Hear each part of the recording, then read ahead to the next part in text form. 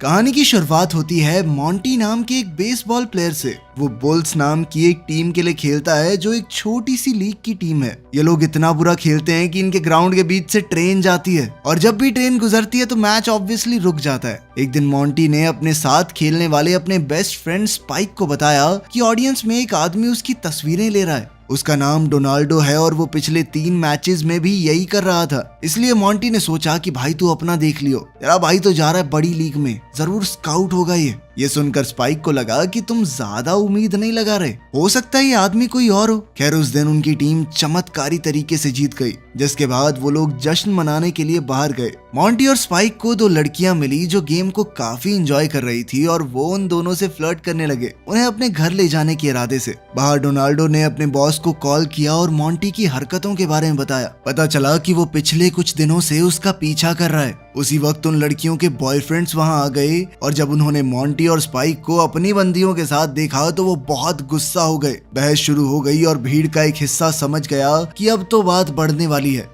एक औरत ने पहले ही पुलिस को फोन कर दिया। जैसा कि हमने सोचा था, दोनों गुटों के बीच में लड़ाई शुरू हो गई। दोनों तरफ से मुक्के बरसने लगे। कुछ लोग तो बस मजे ले रहे थे, लेकिन कुछ लोग खुद भी लड़ाई में कूद गए। टेबल्स पर लोगों को फेंका जा रहा था और कुर्सियां हथियारों की तरह इस्तेमाल हो रही थी। अगली सुबह हमने देखा कि मॉन्टी और स्पाइक अभी भी जेल में ही हैं, लड़ाई करने के लिए। उनका कोच चार्ली आया और उसने कहा कि टीम को मैनेज करने वाले उनकी बेल के पैसे नहीं देने वाले। वो दोनों परेशान हो गए कि सीजन का आखिरी मैच मिस हो जाएगा, लेकिन चार्ली ने समझाया कि मैनेजमेंट वैसे भी तुम्हारी कोई परवाह नहीं करती। उनका प्लान है नए और जवान प्लेयर्स को टीम में लेके आना ताकि टीम को नया बनाया जा सके। कुछ घंटों बाद दोनों को कोर्ट ले जाया गया, जहां उनके ऊपर बहुत सारे आरोप लगे, जैसे मारपीट और प्रॉपर्टी का नुकसान करना। दोनों ने कसम खाई कि वो निर्दोष हैं और जज से बहस करने लगे। जज इरिटेट हो गया और उसने जानबूझकर बेल $3000 पर सेट कर दी। पैसे ना होने की वजह से उन्हें वापस जेल में भेजा जाने वाला था, लेकिन तभी डोनाल्डो वहां आ गया।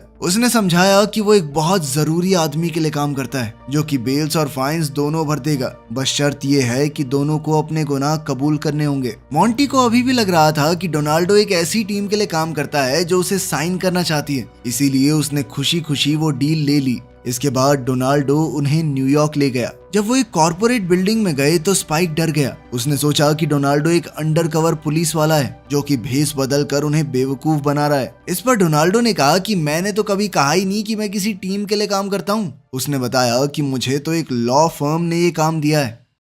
इसके बाद तीनों एक बड़े शानदार ऑफिस में पहुंचे और मॉन्टी को अकेले अंदर ले जाया गया ताकि वो वकीलों से मिल सके। ये वकील मॉन्टी के बड़े चाचा रूपर्ट का है, जिनका 1930 के दौर में अपने परिवार से बहुत बड़ा झगड़ा हो गया था। उस झगड़े के बाद रूपर्ट गायब हो गया और फिर किसी ने भी उसके बारे में कुछ नहीं सुना। अब सच सामने आया कि रूपर्ट तो देश के सबसे अमीर आदमियों में से एक बन गया था और अब क्योंकि वो पिछले महीने मर गया तो मॉन्टी अब उसका अकेला जिंदा वारिस है। लेकिन रूपर्ट की कुछ खास शर्तें थी। वकील ने एक रिकॉर्ड को प्ले किया जो रूपर्ट ने अपने होने वाले वारिस के लिए छोड़ा था। मॉन्टी ये देखकर हिल गया कि मेरा चाचा गोरा कैसे है, लेकिन रूपर्ट ने पहले ही ये सब सोच लिया था और उसने समझाया कि तुम्हारे दादा की 2 बीवियां थी, एक गोरी और दूसरी तुम्हारे जैसे रंग की। रूपर्ट मॉन्टी से थोड़ा निराश था कि उसने जिंदगी में कुछ खास नहीं किया और अपनी कहानी बताई कि उसके पिता ने उसे बचपन में कैसे सजा दी थी। खैर अब मॉन्टी को ये दिखाना होगा कि वो सच में इस सब के लायक है। उसे पैसे खर्च करने होंगे एक खास तरीके से।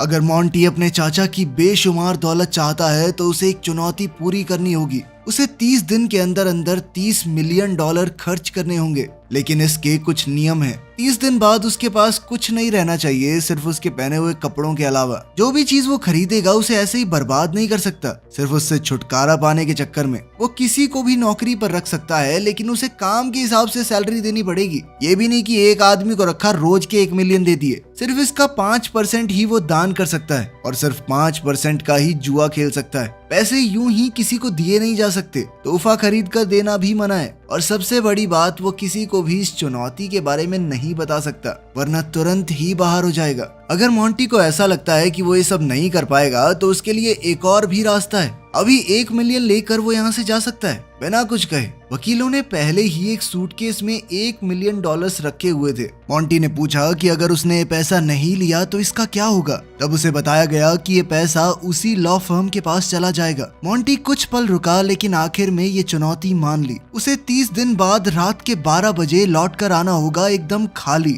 सिर्फ अपने पहने हुए कपड़ों के साथ। एक नौकरानी जिसका नाम एंजेला है उसके खर्चों पर निगरानी रखेगी ताकि वो झूठ या चालाकी ना कर सके। बाहर निकलते वक्त मोंटी ने सिर्फ स्पाइक को बताया कि वो 30 मिलियन का वारिस है और डोनाल्डो को अपना फोटोग्राफर रख लिया। फिर दोनों बैंक में गए ये पक्का करने की पैसा सच में असली तो है ना। मोंटी ने तुरंत 30 मिलियन निकाले कैश में। बैंक का मैनेजर उसे कुछ स्कीम बताने लगा कि सर यहाँ पे पैसे डाल दो, आपका पैसा दुगना हो जाएगा। लेकिन मोंटी ने कहा कि मुझे ऐसा खाता बता जिसमें 1 रुपया ब्याज का ना मिले। इस बात से एंजेला परेशान हो गई क्योंकि उसे असली सच नहीं पता। फिर मोंटी ने गार्ड से पूछा कि तुम्हारी तनख्वाह कितनी है। फिर उसे ज्यादा पैसे देकर अपना पर्सनल बॉडीगार्ड बना लिया। आखिर में मोंटी ने पूरी सिक्योरिटी टीम को ही नौकरी पर रख लिया ताकि वो उसके साथ चलते रहें, क्योंकि अब वो हर जगह बहुत सारे पैसे लेकर घूम रहा था। स्पाइक परेशान हो गया कि उसका दोस्त इतनी लापरवाही से पैसे उड़ा रहा है, लेकिन मोंटी ने उसे तसल्ली दी कि बहुत खतरनाक प्लान है मेरे पास, चिंता मत कर।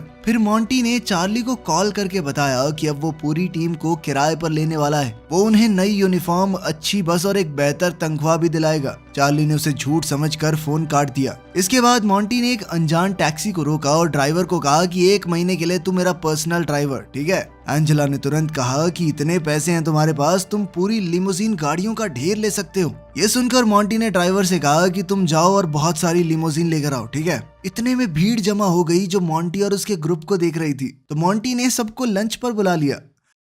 सब एक शानदार रेस्टोरेंट में गए और वहां उसने सबसे महंगी शराब मंगवाई। साथ ही मोंटी ने वहां गाना बजा रहे म्यूजिशियन से कहा कि ढंग का बजाओ कुछ, ये क्या बजा रहे हो, मातम पे आया हूँ क्या मैं। खाने के दौरान मोंटी लगातार एंजेला से फ्लर्ट कर रहा था। एंजेला ने बताया कि मेरी सगाई हो चुकी है, मेरा फियांसे है। उसका फियांसे एक वकील है जो चैरिटी और समाज सेवा में काफी समय लगाता था। इसी वजह से वो एंजेला को ज्यादा वक्त नहीं देता। मोंटी ने मजाक में कहा कि उसे भी बुला लो, वो जितना टाइम यहाँ होगा उसके जितने पैसे बनते होंगे वो भी दे दूंगा। एंजेला ने उसे रोका और कहा कि तुम सब कुछ नहीं खरीद सकते। शहर में खबर फैल गई कि एक अजीब सा मिलियनेयर इधर उधर पैसे उड़ा रहा है। जब मोंटी होटल पहुंचा तो रिपोर्टर्स पहले से उसका इंतजार कर रहे थे। मोंटी ने उन्हें बताया कि मैं बहुत से लोगों को नौकरी देने वाला हूं, और साथ ही उसने स्पाइक को अपनी नई कंपनी का वाइस प्रेसिडेंट बनाने की घोषणा कर दी। होटल के अंदर मैनेजर ने पहले तो मना कर दिया कि सबसे ऊपर के 2 फ्लोर पहले से ही रिजर्व्ड हैं, लेकिन मोंटी ने तुरंत कहा कि मैं 10 गुना पैसे दूंगा, मगर मुझे वो चाहिए। इसके बाद मैनेजर तुरंत मान गया। अब पूरा ग्रुप आलीशान कमरों में चला गया और मोंटी और स्पाइक ने नए सूट किराए पर ले लिए। शाम को एंजेला का फियांसे वॉरेन उसे लेने आया। मोंटी ने तुरंत मौका पकड़कर उसकी एक चैरिटी में पैसे दान कर दिए। वॉरेन को कमरे में रखे हुए एंटीक पीसेस और फर्नीचर बहुत अच्छा लगा और वो इस बारे में काफी कुछ जानता था, तो ज्ञान पेलने लगा। जिस पर मोंटी ने खुश होकर कहा कि आज से तू मेरा पर्सनल डेकोरेटर, और तनख्वाह भी इतनी दूंगा कि सारी उम्र काला कोट पहन के भी नहीं कमा पाएगा। वॉरेन बिना सोचे तुरंत मान गया। एंजेला हैरान हो गई कि उसका मंगेतर इतनी आसानी से पैसों के लिए बिक गया। अगली सुबह वॉरेन अपने लॉ फर्म वाले बॉसेस के पास गया और उनसे कहा कि मुझे 1 महीने की छुट्टी चाहिए। उसके बॉस मान गए, लेकिन बदले में वॉरेन को अपना जासूस बना लिया ताकि वो मोंटी के हर एक कदम की रिपोर्ट कर सके। उन्होंने कहा कि एंजेला को भी ये बात मत बताना। इसी बीच मोंटी अपने दफ्तर को लोगों से भर रहा था। धड़ाधड़ नौकरियां मिल रही थी। वो बेकार से बेकार लोगों को भी काम पर रख रहा था, क्योंकि भाई को तो बस पैसे उड़ाने थे। उधर वॉरेन ने अपनी पिछली बीवी मैरिलिन को बुलाया, जो कि एक इंटीरियर डिजाइनर थी। वॉरेन ने उसी की बातों को मोंटी के सामने बका था, लेकिन ये बात एंजेला को बिल्कुल पसंद नहीं आई। मोंटी ने एंजेला का ध्यान खींचने के लिए गलत जगह उसे छेड़ा। वॉरेन ने उसे रोकने की कोशिश की, लेकिन वो फिसलकर पेंट की बाल्टियों में गिर गया। मैरिलिन अपने ढेर सारे आइडियाज बता रही थी, लेकिन मोंटी ने उसे सीधा कहा कि जो आइडिया है ना तुम्हारे पास वो कर दो, पैसों की चिंता मत करना, बहुत है मेरे पे। जल्द ही लोग अपने अतरंगी आइडियाज के साथ मोंटी से फंडिंग लेने पहुंच गए। एक आदमी ने उससे कहा कि मुझे 3 मिलियन दो ताकि मैं नॉर्थ पोल से एक बर्फ का पहाड़ अफ्रीका ले जाऊं, इससे वहां लोगों को साफ पानी मिल जाएगा। स्पाइक और एंजेला मॉन्टी को रोकना चाहते थे कि ये तो कितना बेवकूफी वाला आइडिया है, लेकिन मॉन्टी ने उनकी बातों को इग्नोर करके उसे पैसा दे भी दिया। साथ ही मॉन्टी ने एक आदमी को काम पर रखा ताकि वो 5% पैसा जो वो सट्टे पर लगा सकता है उसे घोड़ों के ऊपर शर्त लगाने में इस्तेमाल करे। इसके बाद मॉन्टी ने चार्ली को फोन पर बताया कि हम सबसे बड़ी टीम के साथ मुकाबला करेंगे, उसके लिए मैं पैसा दूंगा। उसने अपनी टीम के बाकी प्लेयर्स को जल्द से जल्द लाने के लिए हेलीकॉप्टर भेज दिया। स्टेडियम के बाहर मॉन्टी अपने दोस्तों का इंतजार कर रहा था पूरी वेलकम पार्टी के साथ, और उसे खुशी हुई जब उसने देखा कि सबने नए यूनिफॉर्म पहने हुए हैं। उसने सबके लिए महंगे पेंट हाउसेस भी रेंट कर दिए। वकीलों ने ये सब देखा तो वो सोच में पड़ गए कि उन्होंने उसे कम समझने की गलती कर दी। बाद में मॉन्टी ने खुद भी यूनिफॉर्म पहनी और अपनी टीम के साथ प्रैक्टिस करने लगा। जल्द ही उस बड़े मैच की घोषणा की गई। फिर स्पाइक और एंजेला एक फाइनेंशियल एडवाइजर को लेकर आए ताकि वो मॉन्टी को समझा सके कि पैसों को समझदारी से कैसे खर्च करते हैं, लेकिन मॉन्टी ने उसे कमीशन की बजाय सैलरी पर रखा। साथ ही उसने पूरा प्लान बनाया कि कैसे इसकी एक बात भी नहीं माननी। उधर स्पाइक और मॉन्टी दिमाग शांत करने के लिए बेसबॉल खेलने लगे और स्पाइक ने मौका मिलते ही मॉन्टी से कहा कि उसे गहनों या स्टैम्प्स में इन्वेस्ट करना चाहिए। ये सुनकर मॉन्टी के दिमाग में एक आइडिया आया। वो स्टैम्प्स की दुकान में गया और आज तक की सबसे महंगी स्टैम्प खरीद ली। अगले दिन वकीलों ने न्यूज में देखा और वो हंसने लगे कि मॉन्टी ने एक स्टैम्प खरीद ली है, ये तो एक एसेट हो गया, इसकी कीमत घटेगी नहीं। लेकिन थोड़ी देर बाद ही उन्हें मॉन्टी का एक पोस्ट कार्ड मिला जिसे देखकर उन्हें बहुत गुस्सा आया, क्योंकि उसने वही हद से ज्यादा महंगी स्टैम्प पोस्ट कार्ड भेजने में इस्तेमाल कर दी थी। उन्होंने हिसाब लगाया कि ऐसे तो ये जीत जाएगा, तो अब उन्होंने सोचा कि वॉरेन को पूरी सच्चाई बता देते हैं ताकि वो जानबूझकर एंजेला की अकाउंटिंग में कुछ गलती कर दे। उन्होंने वादा भी किया कि अगर सारा पैसा मॉन्टी को ना मिलकर हमें मिल गया तो तुम्हें भी पैसों में नहला देंगे, समझे। बाद में मॉन्टी ने न्यूज देखी तो पता चला कि आइसबर्ग कंपनी के शेयर्स 10 गुना बढ़ चुके हैं उसकी इन्वेस्टमेंट की वजह से। नए पैसों का क्या किया जाए ये सोचकर मॉन्टी ने कहा कि सारे स्टॉक्स बेच दो। जल्द ही ये भी पता चला कि उसने जिस आदमी को अपने पैसे दिए थे घोड़ों पर लगाने के लिए, वो भी अपनी सारी शर्तें जीत चुका है। मॉन्टी घबरा गया और उसने एंजेला से कहा कि सारा पैसा चैरिटी में दान कर दो।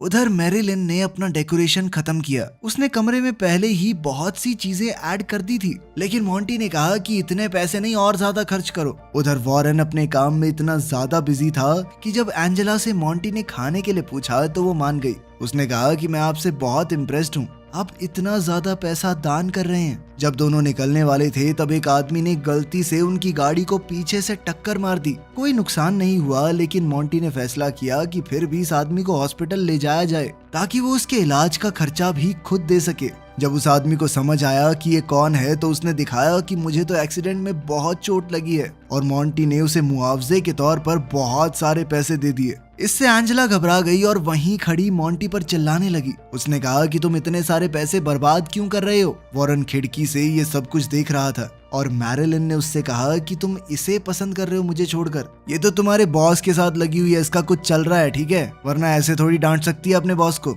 रात के खाने पर रेस्टोरेंट में वॉरेन ने एंजेला से कहा कि तुम्हारी मॉन्टी के साथ ज्यादा दोस्ती नहीं बढ़ रही, मुझे शक हो रहा है तुम्हारे बीच में कुछ चल तो नहीं रहा। इस बात से एंजेला बहुत ज्यादा गुस्सा हो गई और वहां से चुपचाप चली गई। उधर खबरों में एक रिपोर्टर ने बताया कि मॉन्टी ने एक ऑक्शन हाउस से 114 साल पुरानी शराब के 5 डिब्बे कैश में खरीदे हैं। उसने बोतलें खोली और सबको वो महंगी शराब पिला दी। थोड़ी देर बाद स्पाइक फाइनेंशियल एडवाइजर के साथ वहां आया। उन्होंने मॉन्टी से छुपकर कुछ इन्वेस्टमेंट्स की थी जिससे उन्होंने $10 मिलियन कमा लिए हैं। ये सुनते ही तो मानो मॉन्टी को सांप सूंघ गया और बाकी सब सोच में पड़ गए कि आदमी पागल है क्या, पैसे मिलते हैं तो दुखी हो जाता है, जब खर्च होते हैं तो खुश। तभी वॉरेन वहां आया और कहने लगा कि मुझे फर्नीचर किराए पर लेने के लिए $20,000 चाहिए। मॉन्टी ने पैसे दिए और सबको बाहर भेज दिया ताकि वो कुछ पलों के लिए अकेला रह सके। जब मॉन्टी ने टीवी चालू किया तो पता चला कि मेयर अपने अगले चुनाव के लिए बहुत सारे पैसे उड़ा रहा है। मॉन्टी ने सोचा कि मैं भी इलेक्शन में खड़ा हो जाता हूँ, अपना सारा पैसा कैंपेन में खर्च कर दूंगा। एंजेला को लगा कि ये आदमी कितना अच्छा है, इतने पैसे हैं इसके पास फिर भी पॉलिटिक्स में उतर रहा है ताकि लोगों की मदद कर सके। वाह। बाद में एक प्रेस कॉन्फ्रेंस के दौरान मॉन्टी ने रिपोर्टर्स से कहा कि लोगों को किसी को भी वोट नहीं करना चाहिए, खुद उसको भी नहीं। उसने कहा कि सारे कैंडिडेट चोर हैं एक नंबर के और कोई बेवकूफ ही होगा जो उन्हें वोट करेगा। उसने अपनी ये एड पूरे देश में चला दी ताकि ज्यादा से ज्यादा पैसा खर्च हो और अगर न्यूयॉर्क के लोग बाहर कहीं घूमने भी गए हैं तो भी वो ये देख सकें। अब ये बात तो सब लोग जानते हैं कि पॉलिटिशियंस करप्ट होते हैं। उनके बीच में एक ऐसे ईमानदार आदमी को देखकर जो सबके सामने सब कुछ साफ साफ बोल रहा है, लोग बहुत इम्प्रेस हो गए और वो बहुत जल्द लोगों के बीच फेमस होने लगा। एंजेला अकाउंटिंग संभालते हुए बहुत परेशान हो रही थी क्योंकि पैसे अब पूरी तरह खत्म होने वाले थे।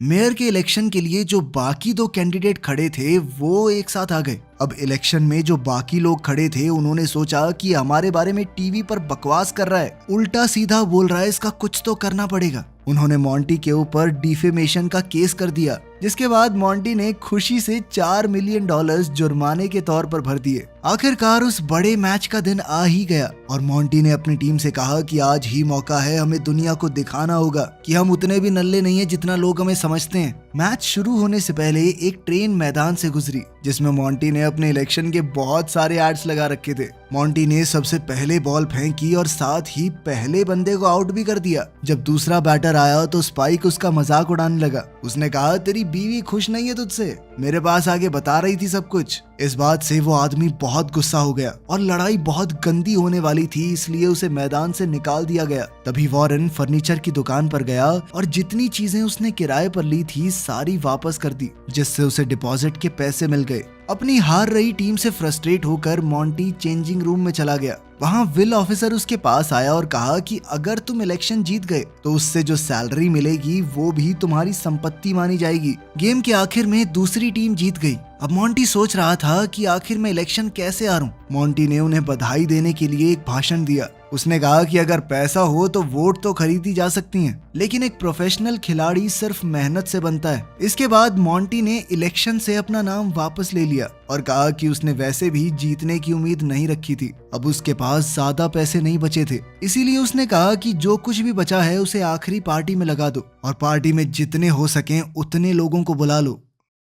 रात को जब एंजेला ने हिसाब किताब बंद किया तो बैलेंस एकदम जीरो था। मॉन्टी उसे पार्टी के लिए लेने आया पर एंजेला ने मना कर दिया। वो बहुत गुस्से में थी कि मॉन्टी ने इतने सारे पैसे ऐसी चीजों पर बर्बाद कर दिए जो मायने ही नहीं रखती। वो गुस्से में चिल्लाती हुई निकल गई और मॉन्टी का आई लव यू नहीं सुन पाई। मॉन्टी उससे बहुत प्यार करने लगा था। पार्टी में स्पाइक के गार्ड ने डोनाल्डो की जेबें चेक की तो पता चला कि वो पैसे चुरा रहा था। मॉन्टी के लिए काम करने वाले सभी लोग बहुत उदास थे कि उनका बॉस बिल्कुल कंगाल हो गया है। अब वो सभी लोग अपने पैसे जोड़कर उसकी मदद करना चाहते थे क्योंकि उसने भी तो जरूरत के समय पर उन्हें फटाक से नौकरी दे दी थी। पर मॉन्टी ने कहा कि नहीं, मैं आप लोगों के पैसे नहीं ले सकता। अगली सुबह जब मॉन्टी की नींद खुली तो उसके सर में बहुत तेज दर्द हो रहा था। होटल मैनेजर उसे याद दिलाने आया कि चेकआउट का समय हो गया है और अलग अलग डिपार्टमेंट के लोग उसकी किराए पर ली हुई चीजों को वापस ले जा रहे हैं जो उसने 1 महीने के लिए ली थी। मॉन्टी ने अपनी पुरानी यूनिफॉर्म पहनी और वो कमरा देखा जो मैरिलिन ने पूरा किया था। उसे वो पसंद आया, लेकिन फिर सारी किराए की चीजें वापस ले ली गई। बाहर जाते वक्त गार्ड ने मॉन्टी को बताया कि मैंने सर किसी को भी वोट नहीं दिया, जैसा कि आपने कहा था। उस रात पूरे शहर को झटका लगा जब पता चला कि इलेक्शन में कोई भी नहीं जीता क्योंकि सब ने मॉन्टी की बात मान ली थी। अब 12 बजने में सिर्फ 5 मिनट बचे हैं। मॉन्टी तुरंत लॉयर के ऑफिस की तरफ भागा। लिफ्ट में उसे वॉरेन मिला जिसने कहा कि सर, आपके ये पैसे मेरे पास रह गए थे, वो फर्नीचर वालों ने सिक्योरिटी वापस दी थी। गुस्से में चीखते हुए मॉन्टी ने लॉयर्स से कहा कि मैं हार गया। साथ ही वो पेपर्स पर साइन करने के लिए भी पूरी तरह तैयार था, जिससे वो सारा पैसा लॉ फर्म को मिल जाएगा। अब तो एंजेला गुस्से में ऑफिस के अंदर चली गई और सबके सामने पूरी पोल खोल दी। उसने वॉरेन को धोखाधड़ी के लिए थप्पड़ मारने की कोशिश की, लेकिन मॉन्टी ने उसे रोक दिया। मॉन्टी ने कहा, मैं मारूंगा इसे, और फिर वॉरेन को मुक्का दे मारा। वॉरेन ने कहा कि सबके आगे मेरे ऊपर हाथ उठाया, केस करूंगा मैं तुम्हारे ऊपर। तो मॉन्टी ने एंजेला से कहा कि तुम मेरी लॉयर बन जाओ। उसने एंजेला को वॉरेन के दिए हुए पैसे पकड़ा दिए और कहा कि आज से तुम मेरी वकील। घड़ी में जैसे ही 12 बजे एंजेला ने तुरंत अपनी सर्विस की रिसिप्ट बना दी, जिससे आखिरी मिनट पर मॉन्टी का बैंक बैलेंस एकदम खाली हो गया। फैसला सुनाया गया कि मॉन्टी चैलेंज जीत चुका है और उसे अब विरासत का पूरा पैसा मिलेगा। साथ ही लॉयर्स के फ्रॉड की भी जांच की जाएगी। मॉन्टी ने अपनी जीत का जश्न मनाया और एंजेला के साथ एक नई जिंदगी गुजारने के लिए निकल पड़ा। तो अगर आपके पास इतना सारा पैसा हो जाए तो आप क्या करेंगे, कमेंट्स में जरूर बताना। मिलते हैं अगली वीडियो में।